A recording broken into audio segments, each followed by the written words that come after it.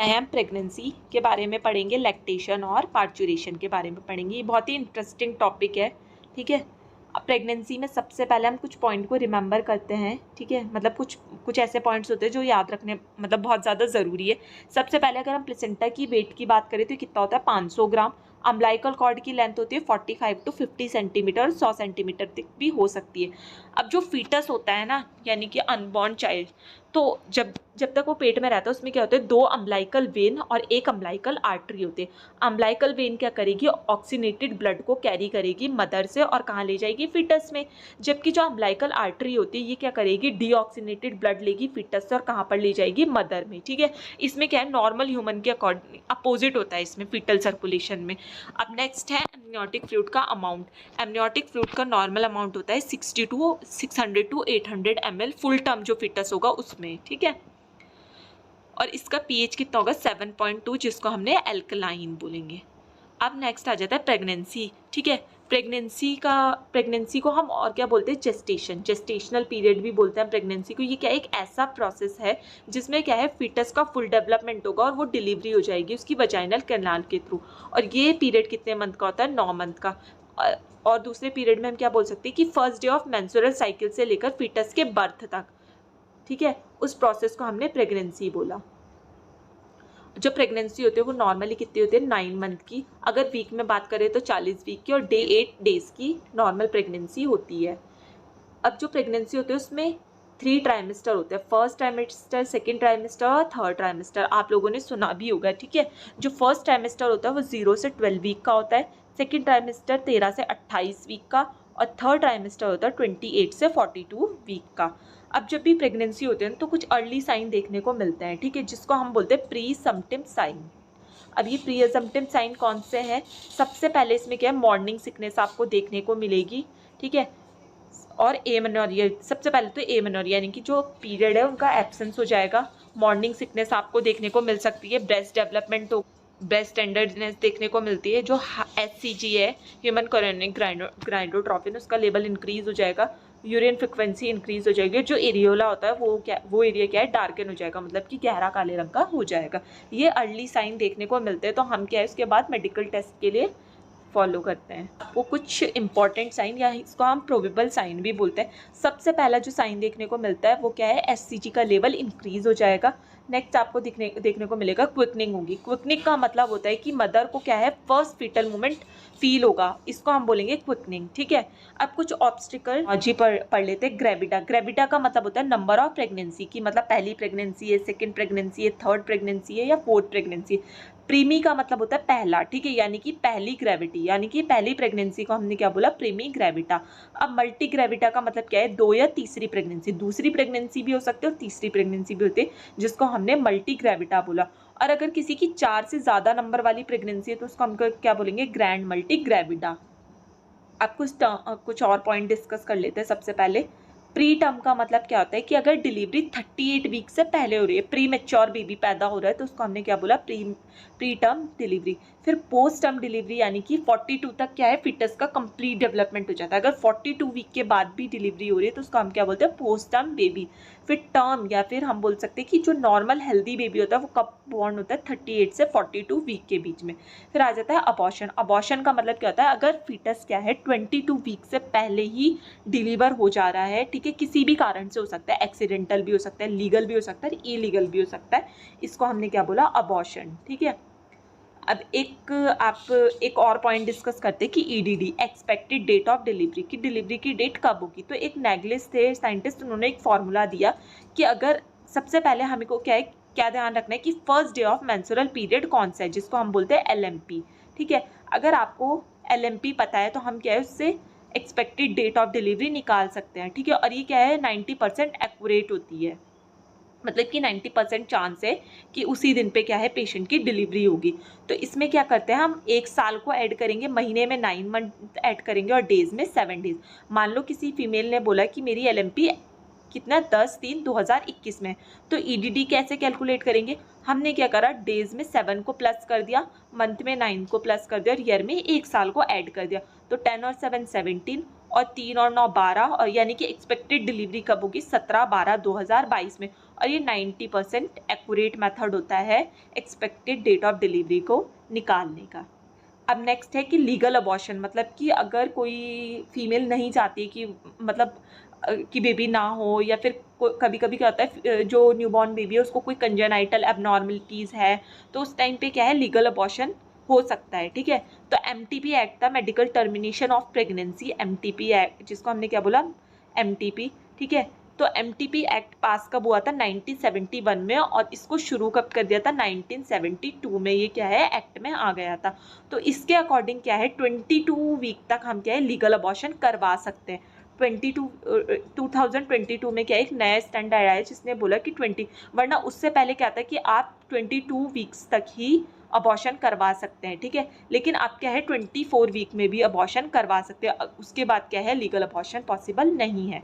Normal fetal heart sound कितनी होती है 120 to 160 बीट्स पर मिनट। अब जो एंटीनेटल फीमेल्स होती है ना, ठीक है, उनकी कुछ डाइटरी रिक्वायरमेंट्स होती है कि उनको कैसी डाइट देनी चाहिए।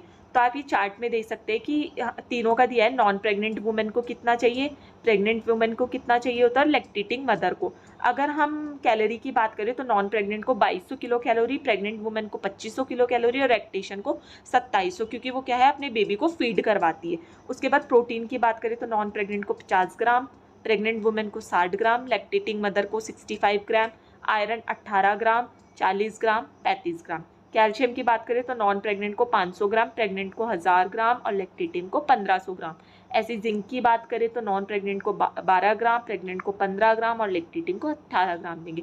विटामिन सी की बात करें तो नॉन प्रेग्नेंट को 60 mg, प्रेग्नेंट वुमेन को 70 mg, और लैक्टेटिंग को 70 mg देंगे। विटामिन डी की बात करें तो 200 इंटरनेशनल यूनिट, 400 इंटरनेशनल यूनिट, और लैक्टेटिंग को भी 400 इंटरनेशनल यूनिट देंगे। और फॉलिक एसिड देंगे हम 200 माइक्रोग्राम, प्रेग्नेंट वुमेन को 400 माइक्रोग्राम, और लैक्टेटिंग मदर को भी 400 माइक्रोग्राम प्रिस्क्राइब करेंगे, ठीक है। तो हमने क्या है अब एंटीनेटल पीरियड को भी कंप्लीट कर लिया। अब नेक्स्ट आता है कि डिलीवरी वाला प्रोसेस की, मतलब जो चाइल्ड का बर्थ वाली स्टेज होता है जिसको हम क्या बोलते हैं लेबर या फिर पार्चुरेशन, ठीक है। लेबर क्या है एक ऐसा प्रोसेस है जो फीमेल रिप्रोडक्टिव ऑर्गन में होता है, जिसमें क्या है जो फीटस होता है वो यूट्राइन कैविटी या फिर वजाइनल कैनाल के थ्रू बाहर के एनवायरनमेंट में आ जाता है यूट्राइन कैविटी से, ठीक है। या हम पार्चुरेशन को और क्या बोल सकते हैं process of delivery of foetus, या फिर चाइल्ड बर्थ के प्रोसेस को हमने पार्चुरेशन बोला। नॉर्मल लेबर को हम क्या बोलते हैं यूटोशिया, और डिफिकल्ट लेबर को बोलते हैं डिस्टोशिया। और पार्टुरेंट, ठीक है, पार्टुरेंट का मतलब क्या है उस वुमेन जो क्या है लेबर के अंदर है, मतलब कि वो वुमेन जो चाइल्ड बर्थ कर रही है, जो जिसका बेबी बर्थ हो रहा है, उसको हमने पार्टुरेंट बोला, ठीक है। अब जब भी डिलीवरी होती है तो उसमें 4 P's बहुत ज़्यादा इंपॉर्टेंट होता है। पहला है पावर, दूसरा है पैसिस, थर्ड है पैसेंजर, और फोर्थ है साइकी। पावर मतलब जो यूट्रस है उसमें कितने कॉन्ट्रैक्शन आ रहे हैं, क्योंकि जो बेबी का बर्थ होता है वो कॉन्ट्रैक्शन के थ्रू ही होता है। पासिस का मतलब वजाइनल कैनाल, जो वजाइनल कैनाल है उसमें डायलिटेशन हुआ है या नहीं हुआ है, ठीक है। जो सर्विक्स है वो डायलेट हुआ है या नहीं। पैसेंजर यानी कि जो फीटस है वो कैसा है, यानी कि उसकी पोजीशन कैसी है, कि जो बेबी है उसकी पोजीशन ठीक है नहीं है, कहीं बेबी उल्टा तो नहीं है। और साइकी क्या है हमने मदर की मेंटल कंडीशन, यानी कि उसको साइकोलॉजिकल सपोर्ट भी प्रोवाइड करना है, ठीक है। अब लेबर होता है, लेबर के 4 स्टेज होता है। फर्स्ट है सर्वाइकल डायलिटेशन। सर्वाइकल डायलिटेशन में क्या होगा, जो सर्विक्स होता है उसका डायलिटेशन होना शुरू हो जाता है। जब सर्विक्स डायलेट होगा तभी तो जो फीटस है वो बाहर आना शुरू करेगा। तो जो सर्विक्स हम कब बोलते हैं कि पेशेंट की क्या है डिलीवरी होने वाली है, अगर डायलिटेशन 3 सेंटीमीटर से ज़्यादा शुरू हो गया तो लेबर की प्रोसेस में अगर 7 to 10 सेंटीमीटर में हम डिलीवरी को इनिशिएट करते हैं। सेकेंड हो गया फुल डायलिटेशन ऑफ सर्विक्स, यानी कि सर्विक्स का डायलिटेशन कितना है 10 सेंटीमीटर। और क्या है इस फेज को हम क्या बोलते हैं एक्सपल्जन ऑफ फीटस। इसी में क्या है फीटस का एक्सपल्जन होते हैं, यानी कि फीटस क्या है बाहर आता है। सबसे पहले क्या करेगा वो जो यूट्राइन कैविटी है या फिर पेल्विक है उसमें इंगेजमेंट होगा, उसके बाद वो डिसेंट करेगा। डिसेंट की मतलब क्या है नीचे की तरफ आने लग जाएगा। उसके बाद जो फीटस होता है ना फ्लेक्स हो जाता है, अपनी बॉडी को फ्लेक्स करेगा और अपने सर को घुमाने का काम करेगा। और लास्ट में क्या है वो क्राउनिंग करने लग जाएगा। क्राउनिंग का मतलब क्या है वो अपने आप को नीचे की तरफ धक्का मारेगा। और सबसे पहले क्या है फीटस का हेड डिलीवर हो जाएगा, उसके बाद उसका शोल्डर डिलीवर होगा, और बाद में फीटस की पूरी बॉडी डिलीवर हो जाएगी। थर्ड स्टेज में जो प्लेसेंटा है वो डिलीवर होती है, क्योंकि प्लेसेंटा को भी आउट करवाना बहुत ज़्यादा ज़रूरी होता है। लास्ट स्टेज होती है ऑब्जर्वेशन की, जिसमें हम मदर और फीटस की या फिर जो न्यूबॉर्न बेबी है उसको ऑब्जर्व करते हैं कि वो हेल्दी है या नहीं है। तो ये क्या था प्रोसेस ऑफ लेबर या फिर पार्टुरेंट। अब नेक्स्ट है प्यूपेरियम, ठीक है। प्यूपेरियम को पोस्ट नेटल पीरियड भी बोलते हैं। ये कितने दिन का होता है, 42 डेज का या 6 वीक का। ये ऐसा पीरियड होता है जब क्या है, मदर के जो ऑर्गन होते हैं वो रिवर्ट बैक होते हैं, मतलब कि अपनी प्री प्रेग्नेंट स्टेट में वापस आते हैं, ठीक है। इस प्रोसेस को हम क्या बोलेंगे, प्यूपेरियम या फिर पोस्ट डिलीवरी स्टेज। लास्ट आ जाता है लैक्टेशन, ठीक है। लैक्टेशन का मतलब क्या होता है, milk secretion from the mammary gland, मतलब कि मैमरी ग्लैंड से जो मिल्क सिक्रीट हो रहा है और बेबी उसको सक करके अपना क्या बोलते हैं, अपनी जो हंगर है, अपनी भूख को मिटा रहे, इस प्रोसेस को हमने लैक्टेशन बोला। और लैक्टेशन की इस प्रोसेस को हम लैक्टोजेनेसिस भी बोलते हैं। मिल्क इजेक्शन हार्मोन कौन सा होता है, ऑक्सीटोसिन। और मिल्क को प्रोड्यूस करने वाला हार्मोन कौन सा होगा, प्रोल। अब ब्रेस्ट मिल्क में कौन सी इम्यूनोग्लोबुलिन प्रेजेंट होता है, IgG, ठीक है। जो मदर का ब्रेस्ट मिल्क होता है उसमें इम्यूनोग्लोबुलिन A प्रेजेंट होता है। अब लैक्टेशन की प्रोसेस की बात करें तो सबसे पहले क्या है, जो सबसे पहले ओवेरियन और प्लेसेंटल हार्मोन के कारण क्या होगा, ये हार्मोन कौन कौन से, oestrogen, placental, lactogenic, prolactin, oestrogen, ये हार्मोन रिलीज हो गए, ठीक है। अब सब हार्मोन के क्या है, अलग अलग फंक्शन। अगर ऑक्सीटोसिन ईस्ट्रोजन की बात करें तो ये क्या करेगा, ब्रेस्ट के साइज को बढ़ाने का काम करेगा। प्लेसेंटल लैक्टोजन क्या करेगा, जितने भी ब्रेस्ट टिश्यूज हैं, निप्पल है, एरियोला है, इसको स्टिमुलेट कर देगा। स्टिमुलेट होने के कारण क्या होगा, जो मिल्क है वो कहाँ पर आ जाएगा, निप्पल या फिर एरियोला में आ जाएगा, जिसके कारण बेबी क्या है, शक करेगा तो उसको वो अपनी फीड कंटिन्यू कर सकता है। फिर प्रोजेस्टेरॉन का काम क्या होता है, ये क्या करता है, ऑक्सीटोसिन की हेल्प करता है मिल्क प्रोडक्शन में, ठीक है, यानी कि बूस्टिंग करेगा मिल्क प्रोडक्शन को। अब उसके बाद प्रोलैक्टिन की बात करें तो इसको हम क्या बोलते हैं, मिल्क प्रोड्यूसिंग हार्मोन भी बोलते हैं, क्योंकि इसमें क्या है, ये क्या करता है, कोर्टिसोल हार्मोन को रिलीज करेगा और मिल्क के प्रोडक्शन में हेल्प करेगा कि बच्चे की जो हंगर है वो कंप्लीटली फुलफिल हो सके। फिर ऑक्सीटोसिन को हमने लेट डाउन रिफ्लेक्स भी बोला है, फिर लेट डाउन हार्मोन भी बोलते हैं, क्योंकि ये क्या करेगा, जब भी बच्चा स्क्विज करेगा ना, मतलब कि सक करेगा, उस टाइम पे ये जो ऑक्सीटोसिन है ये निप्पल को स्टिमुलेट कर देगा और साथ में किसको स्टिमुलेट करेगा, डक्ट सिस्टम को। और इसी प्रोसेस को हमने लेट डाउन रिफ्लेक्स बोला, ठीक है। अब नेक्स्ट आ जाता है कि जो फर्स्ट मिल्क होता है ना चाइल्ड बर्थ के टाइम पे मदर का, उसको हम क्या बोलते हैं, कोलेस्ट्रॉल, ठीक है। फर्स्ट मिल्क या फिर अर्ली मिल्क होता है उसको हम बोलते हैं कोलेस्ट्रॉल, ठीक है। माँ का पहला गाढ़ा दूध जिसको हम कोलेस्ट्रॉल बोलेंगे, ये कब तक शुरू के 4 दिन में निकलता है और इसमें क्या है, बहुत ज़्यादा मात्रा में एंटीबॉडी होती है जो क्या करता है, बच्चे को इम्यूनिटी प्रोवाइड करता है। सेकेंड मिल्क होता है ट्रांजिशन मिल्क, जो 4 से 10 दिन के बीच में निकलता है। इसमें क्या है, बहुत ज़्यादा फैट और लैक्टोज होता है और ये बच्चे की हंगर को मिलाने के लिए सबसे अच्छा दूध होता है, ठीक है, मतलब भूख को मिटाने के लिए। फिर आता है हिंड मिल्क। हिंड मिल्क क्या है, जब भी फीडिंग स्टार्ट करते हैं, कोई भी फीडिंग स्टार्ट की तो जो शुरू में थोड़ा पीला पीला सा ये सिबम टाइप का दूध निकलता है उसको हमने हिंड मिल्क बोला, ठीक है। और उसके बाद आ जाता है last four milk. Four milk जब फीडिंग खत्म हो जाते हैं तो लास्ट में क्या पानी पानी जैसा दूध निकलता है जिसको हमने क्या बोला, फोर मिल्क, ठीक है। अब जो ब्रेस्ट फीडिंग है इसके क्या क्या बेनिफिट हो सकते हैं, अगर बेबी के लिए बात करें तो उसके ग्रोथ एंड डेवलपमेंट के लिए इंपॉर्टेंट है। फिर दूसरी चीज़ क्या है, उसकी भूख को मिटाने के लिए। थर्ड क्या है, उसको इम्यूनिटी प्रोवाइड कर रहा है, ठीक है। और मदर और फीटस की बॉन्डिंग को भी इम्प्रूव कर रहा है। मदर के लिए क्या है, जितना भी वेट गेन हुआ है प्रेगनेंसी के टाइम पे उस वेट को लूज कर सकते हैं अगर वो क्या है, इन एक्सक्लूसिव ब्रेस्ट फीडिंग करवाए। एक्सक्लूसिव ब्रेस्ट फीडिंग कब तक होती है, 6 मंथ तक।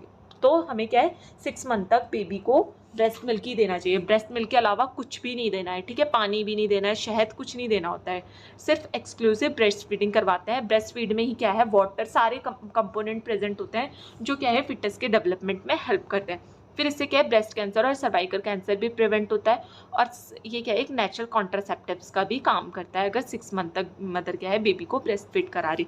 तो आज के टॉपिक में हमने इम्प्लांटेशन देखा, एम्ब्रियोलॉजी देखा, फर्टिलाइजेशन देखा, पार्चुरेशन देखा, लेबर का प्रोसेस और लैक्टेशन पढ़ा, ठीक है। तो यहीं पे आपका ह्यूमन रिप्रोडक्शन खत्म हो जाता है। नेक्स्ट क्लास में हम रिप्रोडक्टिव हेल्थ के बारे में और कॉन्ट्रासेप्टिव्स मेथड के बारे में पढ़ेंगे कि कौन कौन से परमानेंट और टेम्परेरी मेथड्स हैं, फीमेल स्टरलाइजेशन, मेल स्टरलाइजेशन, और साथ में हम MTP एक्ट के बारे में पढ़ेंगे। तो thank you class, have a nice day.